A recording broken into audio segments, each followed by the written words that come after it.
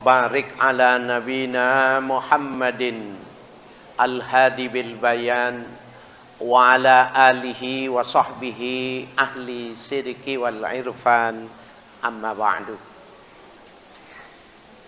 Bapak-bapak, ibu-ibu, para asatiz, para ulama yang kami hormati, terlebih saya sampaikan salam takzim untuk ketua dan jajaran pengurus DKM Masjid Kuba Joglo. Hadirin hadirat yang berbahagia. Tadi pengurus sudah menyampaikan bahwa pada malam hari ini kita ingin membicarakan dua ayat Al-Quran yang hampir saja tidak masuk pada kodifikasi, tidak masuk dalam susunan mushaf yang kita kenal sekarang ini 30 juz. Kenapa ini bisa terjadi? Bisa jadi memang Allah punya maksud, Allah punya tujuan supaya konsentrasi orang lebih perhatian dengan dua ayat yang tertinggal ini. Jadi kisahnya adalah ketika akan diketok palu, bahwa dari seluruh penghafal-penghafal Al-Quran, seluruh orang yang menghafal Al-Quran sudah menyampaikan setoran bukti-bukti tertulis yang ditulis di kulit-kulit onta sudah disampaikan. Maka yang terakhir kali Sayyidina Umar menawarkan, menginformasikan sekaligus bertanya, apakah ini sudah final? Semuanya diam, berarti itu sudah final. Dua kali beliau mengatakan, apakah sudah cukup Al-Quran ini 30 juz yang kita terima dari Rasulullah? Diam. Nah, pada ketukan yang ketiga, ketika akan diketuk itu, ada seorang yang menunjuk tangannya. Namanya Al-Haris ibnu Hazamah. Beliau mengatakan ada dua ayat yang tersisih yang belum dicantumkan di dalam Al-Quran. Kaget semua orang. Maka dibacakanlah ayatnya itu. Kemudian Nabi bertanya, mohon maaf, Sayyidina Umar bertanya, apakah kau punya saksi terhadap dua ayat ini? Kau terima langsung dari Rasulullah.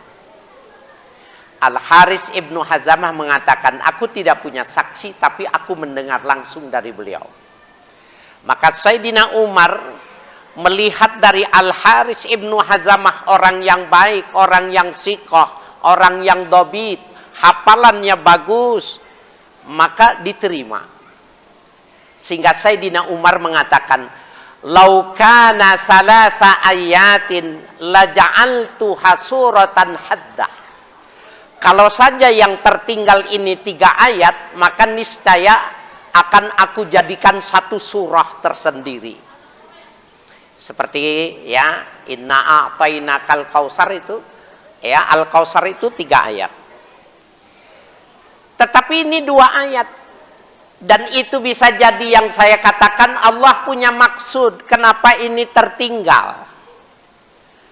Dan kalau memang kita lihat bahwa di dalam 2 ayat ini ada penjelasan yang secara isyarat, inilah eksistensi, inilah keberadaan sosok yang disebut dengan Nabi kita Muhammad sallallahu alaihi wasallam. Ada yang tahu Bapak-bapak 2 surah yang tertinggal ini, Ibu? Hadiahnya umroh ini. Hadiahnya umroh. Mumpung Mekahnya masih kosong. Bapak Ibu sekalian yang berbahagia, 2 ayat itu akhirnya dimasukkan pada surah Al-Bara'ah. Surah Al-Bara'ah itu surah At-Taubah.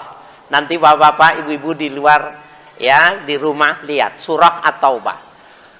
Jadi sebelum diketok itu sebenarnya akhir dari surah At-Taubah itu cuma 127. Tetapi karena ada 2 yang tertinggal ini disepakati oleh ulama dimasukkan pada surah Al-Bara'ah atau surah At-Taubah, maka menjadi surah At-Taubah ayat 128 dan surah At-Taubah 129. A'udzubillahi minasyaitonir rajim. Laqad ja'akum rasulun min anfusikum azizun 'alaihi ma anittum harisun 'alaikum bil mu'minina raufur rahim. Itu yang 128. Fa in tawallau faqul hasbiyallahu la ilaha illahu alaihi tawakkaltu wa huwa rabbul arsyil azim. Itu 129. Bapak saudara sekalian, ibu yang kami hormati, ini eksistensi Nabi ini. Siapa Nabi Muhammad itu? Qad ja'akum rasulun min anfusikum. Nabi yang dikirim untuk kalian itu min anfusikum, dari jenis kalian. Artinya dari bangsa manusia, bukan malaikat, bukan jin. Ada di dalam satu qiraat dibacanya pada periwayatan, dan itu dikatakan oleh Sayyidah Fatimah, bukan min anfusikum tetapi min anfasikum. Seorang rasul yang diutus min anfasikum ay min asyrafikum ay min nafisikum, seorang manusia yang begitu sangat luar biasa. Jadi Nabi Muhammad itu manusia, basyarun lakal basyar, manusia tetapi tidak seperti manusia lainnya. Ya. Apa seperti manusia? Makan, tidur, berpasangan hidup. Tetapi tidak sama dengan manusia, karena beliau kalau tidur hatinya tetap hidup, tetap menyebut nama Allah. Itu tidak sama berarti. Beliau punya kekuatan yang sama dengan kekuatan 70 orang laki-laki. Nah, ini min khasaisin nubuwah namanya, kekhususan-kekhususan dari Nabi kita Muhammad sallallahu alaihi wasallam. Apalagi yang menjadi kekhususan Nabi, Nabi tidak punya guru. Tidak ada gurunya kecuali Allah yang menjadi gurunya, yang mengajarkannya. Yu'allimukumullah, Allah lah yang mengajarkan engkau. Nabi menceritakan tentang umat-umat terdahulu, maka tidak ada yang mengajarkannya, karena Nabi tidak membaca dan tidak menulis. Nabi bercerita tentang rahasia, ya, astronomi. Sesungguhnya Nabi bukan astronom. Nabi menceritakan puasa, bahwa puasa itu menguntungkan secara fisik. Nabi bukan dokter dan bukan ahli biologi. Itu min anfasikum. Azizun alaihi ma anittum. Ini sifat Nabi yang kedua, bahwa beliau adalah orang yang sangat merasakan penderitaan kalian. Jadi ya'izu masyaqqatukum, ya, dalam tafsir dikatakan gitu.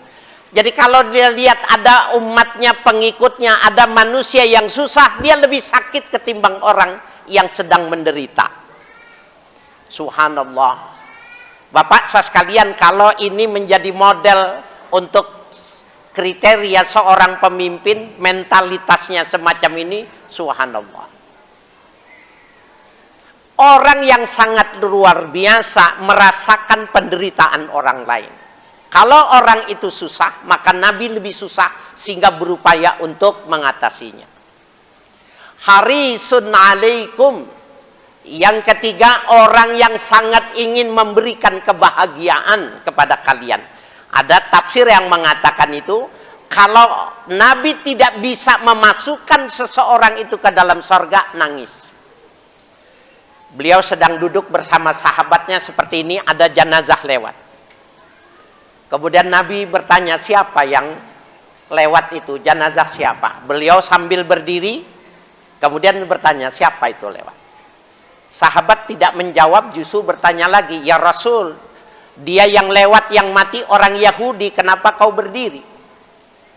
Rasul mengatakan, aku berdiri karena dia memang manusia, dialah ciptaan Allah. Aku memuliakan Allah dengan ciptaannya. Nah, Bapak saudara sekalian, ketika diberitahukan dia orang Yahudi, Rasulullah menangis. Kenapa? harisun alaikum. Dia pengen sekali, ya Allah, sudah terlepas satu orang ini yang tidak bisa diselamatkan untuk masuk ke dalam surga.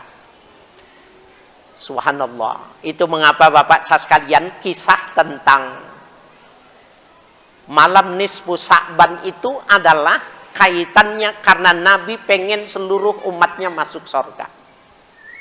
Ya, itu insyaallah nanti kapan kita bicarakan. Yang keempat adalah raufum bil mu'minina raufur rahim. Nabi Muhammad terhadap orang-orang yang beriman itu rauf, orang yang amat belas kasih sayangnya. Rahim, orang yang amat cinta dan sayang kepada umatnya. Subhanallah. Bapak saya sekalian, ini kita berbicara puasa ini karena memang ada kaitannya ini. Di dalam hadis sahih dikatakan, "Masyaba'a Rasulullah sallallahu alaihi wasallam salasa ayyamin bi khubzis sa'ir hatta faraqad dunya." Rasulullah tidak pernah 3 hari berturut-turut perutnya kenyang. Subhanallah. Tidak pernah 3 hari perutnya kenyang. Bi khubzil khintah. Khintah itu gandum yang murah harganya. Kalau di Indonesia perbandingannya kira-kira beras perak yang paling murah. Itu yang jadi makan. Itu nggak pernah 3 hari berturut-turut kenyang. Kenapa? Karena memang tangannya beliau terutama di Ramadan itu seperti orang yang menggenggam pasir kemudian ditiup oleh angin. Hartanya Rasulullah itu digambarkan seperti itu. Pernah suatu ketika Bapak saya sekalian, ini ada satu peristiwa yang luar biasa. Jadi ketika Nabi punya sifat seperti itu, Raufur Rahim, ternyata istrinya ke bawah. Anaknya ke bawah, menantunya ke bawah, cucunya ke bawah. Sahabatnya pun sama. Sayyidah Fatimah itu pernah bikin khubz, roti gandum itu yang biasa dibakar pada gentong itu. Selesai bikin roti khubz itu, maka roti itu dibagi 4. 1/4 untuk suaminya Ali bin Abi Thalib. 1/4 untuk dia sebagai seorang ibu, dan 2/4 itu untuk Hasan dan Husain. Suaminya makan, anaknya kedua Hasan dan Husain makan. Tapi Sayyidah Fatimah ketika dia baca basmalah mau dihantarkan masuk ke mulutnya, dia ingat sama ayahnya. Jangan-jangan ayah saya belum makan. Ini lihat nih Bapak, sifat Raufur Rahim itu nular kepada anak itu. Maka dibungkus roti. Minta izin kepada suami menitipkan anaknya. Berangkat dia jalan kaki menjumpai Rasul. Ketok pintu, ucapkan salam. Rasul melihat putrinya, dipeluk, dikecup, dikasih tempat duduk. Ada apa gerangan Dinda? Ternyata beliau mengeluarkan potongan roti 1/4 yang dibungkus itu. Mungkin ayahanda berkenan. Dipegang, diterima sama Nabi. Tapi Nabi bilang gini, apakah kau sudah makan, nak? Anak yang adabnya bagus, akhlaknya bagus, dia pengen makanannya ini diterima sama ayahnya, maka dia mengatakan sudah ayah. Tetapi yang dimaksud sudah adalah kemarin, agar supaya ayahnya mau makan ini. Disinilah baru ketahuan. Beliau mengatakan, ya Fatimah, haza awwalu ta'amin yadkhulu fama abika munzu salasati ayyam. Wahai Fatimah, ketahuilah inilah roti yang akan masuk ke rongga ayahmu sejak 3 hari 3 malam. 3 hari 3 malam tidak makan tidak masalah. Berbeda dengan kita, jangankan coba-coba 3 hari. Ibu coba besok hari apa Pak? Besok hari Sabtu, ibu coba Sabtu, Minggu, Senin, jangan masak di rumah. Bagaimana sikap suami ibu? Insya Allah pintu engselnya terlepas satu. Ya. Marah Pak, tapi Nabi tidak. Beliau kemudian mengangkatnya itu Bismillahirrahmanirrahim. Waktu mau dimasukkan ini, ada yang ketuk pintu. Assalamualaikum. Beliau nengok, Waalaikumsalam. Tidak jadi dimasukkan. Ada apa gerangan? Ini Raufur Rahim. Ya Rasulullah, barangkali ada roti yang bakarannya hitam, tidak kau makan, berikan itu kepadaku. Beliau lagi pegang roti. Enggak ada lagi, cuma ini. Maka roti yang sudah dibacakan basmalah mau dimasukkan itu tidak jadi. Maka diberikan kepada tukang minta-minta itu. Itu namanya bil mu'minina raufur rahim. Bapak nih besok puasa dari subuh. Mau buka puasa, azan sudah terdengar surah ya di Masjid Kuba. Lagi mau makan, nasinya cuma sepiring, kuenya cuma itu, kemudian diminta, tukang minta-minta. Dikasih enggak? Saya enggak yakin, Pak. Jadi dua ayat ini Bapak Saudara sekalian luar biasa. Lalu bagaimana Nabi seandainya dia berdakwah dalam kehidupannya belum tentu orang semua menerima. Nah, ayat yang kedua itu mengatakan fa in tawallau faqul hasbiyallahu la ilaha illa alaihi tawakkaltu wa huwa ala tawakkaltu wa huwa rabbul arsyil azim. Itu Bapak Ibu sekalian, ada satu riwayat yang mengatakan kalau dibaca 7 kali setelah sholat subuh, dibaca 7 kali setelah sholat maghrib, maka Allah subhanahu wa ta'ala kafahullah bima ahammah. Allah akan cukupkan apa saja yang dirasakan susah oleh umatnya. Susah, ekonominya belum maju, baca ini 7 kali habis subuh, 7 kali setelah sholat maghrib. Yang belum punya pasangan karena masih jomblo, baca ini, insya Allah dapat jodoh pasangan yang soleh dan solehah. Semua yang punya masalah karena memang karir dan lain sebagainya, yang pengen punya perlindungan dari Allah, baca 7 kali pagi habis subuh, baca 7 kali habis maghrib. Nah, jadi ujung dari surah Al-Bara'ah ayat 129 itulah yang menjadi hadiah nih. Sengaja rupanya Allah bikin terlambat, Allah sampaikan itu melalui lisannya Harith ya bin Hazamah, maka sesungguhnya itu adalah perlindungan dan itu adalah eksistensi dari Nabi Muhammad. Jadi kalau pengen tahu Nabi Muhammad itu orangnya seperti itu. Ya, fisiknya seperti itu. Min anfasikum. Bagaimana sifat keseharian Nabi? Azizun alaihi ma anittum, harisun alaikum bil mu'minina raufur rahim. Subhanallah, Bapak Ibu sekalian yang berbahagia. Nah, kita lihat nih. 6 bulan setelah Rasulullah wafat. Jadi waktu Nabi mau wafat itu, yang nangis nunggu 24 jam itu Sayyidah Fatimah, putri beliau. Maka beliau memberi kesenangan. Lagi nangis, histeris, beliau memberitahukan, ya Fatimah, sesungguhnya engkau 6 bulan setelah kepergianku, kau orang yang pertama yang akan menyusulku. Bapak saudara sekalian yang berbahagia, Sayyidah Fatimah menjelang akhir, suaminya nggak sadar ini sudah 6 bulan, beliau sakit.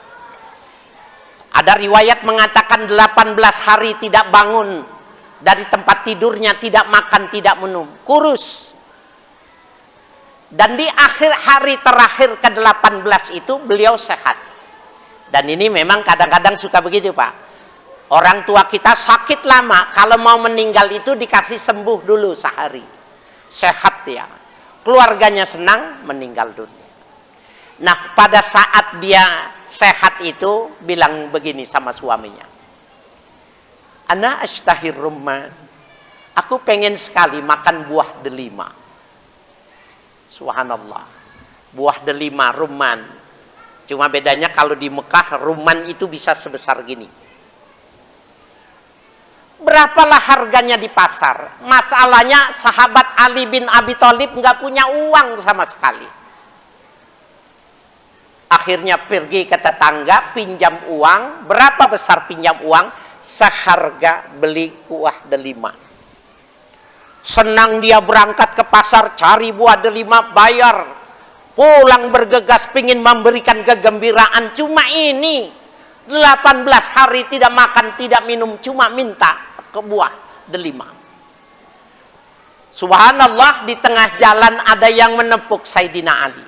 Kakek tua kurus mengatakan sudah 3 hari tidak makan, minta uang kecil atau apa saja yang bisa mengganjal perutnya.